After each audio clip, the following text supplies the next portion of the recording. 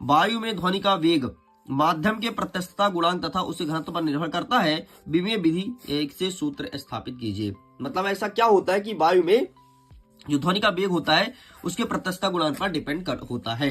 Next कह रहा है कि एक समान व परावर्ती वेग में अंतर बताओ। ठीक है, एक समान वेग और परावर्तिक वेग में अंतर बताना है। विस्थापन और वेग में अंतर बताइए। ठीक है, क्या होता है विस्थापन, क्या होता है वेग।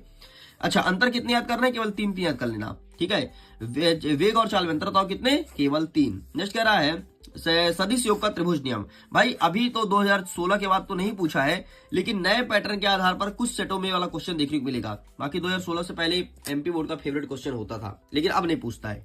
ठीक है, लेकिन कुछ सेटों में देखने को मिल रहा है। अच्छा, 4 सेटों में आपका पेपर आ रहा है, पता होना चाहिए। अलग अलग ब्लॉक में अलग अलग पेपर आ रहा है। नेक्स्ट कह रहा है कोणीय वेग व रेखीय वेग में संबंध बताइए। ठीक है, कोणीय वेग और रेखीय वेग में संबंध बताइए। नेक्स्ट कह रहा है कि सिद्ध कीजिए कि सदिश का योग क्रम विनिमय नियम का पालन करती है। नेक्स्ट कह रहा है कि सहचर नियम का पालन करता है। ठीक है, ये बताना है कि सहचर नियम का पालन करता है। नेक्स्ट कहता है प्रक्षेप गति से आप क्या समझते हैं। ठीक है, क्या होता है प्रक्षेप गति, तो इससे आप क्या समझते हैं, ये हमारे एग्जाम में देखने को मिलेगा। नेक्स्ट कह रहा है कि उड्डयन काल, अधिकतम ऊंचाई और क्षैतिज पारस। ठीक है, ये हमारे एग्जाम में देखने को मिलेगा।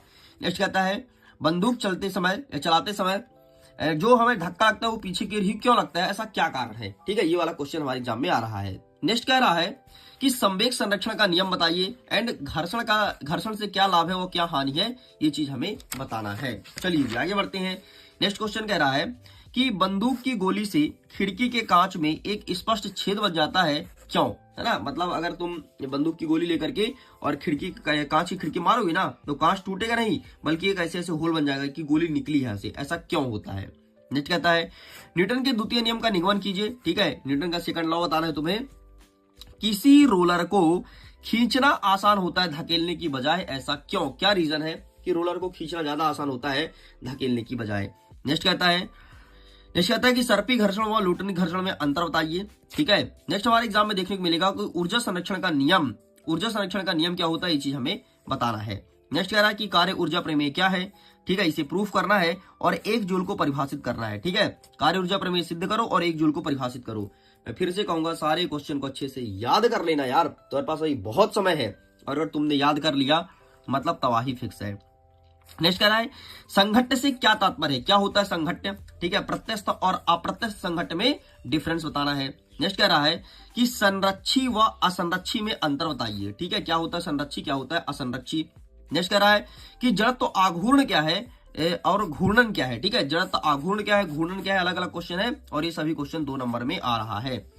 नेक्स्ट कह रहा है कि कोणीय संवेग को समझाइए, क्या होता है कोणीय संवेग, इसे डिफाइन करना है। कोणीय संवेग तथा बल आघूर्ण में संबंध स्थापित कीजिए। ठीक है, इस क्वेश्चन को अच्छे से रिवाइज कर लो। नेक्स्ट कह रहा है कि सर्वात्रिक गुरुत्वाकर्षण का नियम लिखो। ठीक है, क्या होता है सर्वात्रिक गुरुत्वाकर्षण का नियम, इसे भी अच्छे से प्रिपेयर करना है। स्मॉल जी का मान लिख करके सूत्र बताओ। ठीक है, सिंपल सा 2 नंबर का क्वेश्चन है, स्मॉल जी का मान लिखो और हमें सूत्र बताना है। हाँ भाई, कैपिटल जी और स्मॉल जी में संबंध अच्छे देख लेना।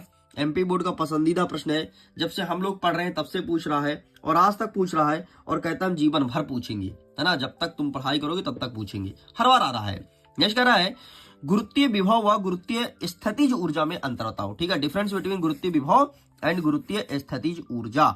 ठीक है, नेक्स्ट कह रहा है कि चंद्रमा पर वायुमंडल अनुपस्थित है, क्यों, ऐसा क्या रीजन है कि चंद्रमा पर वायुमंडल ही नहीं है ना, क्या कारण है ऐसा, ये चीज हमें पहचानना है।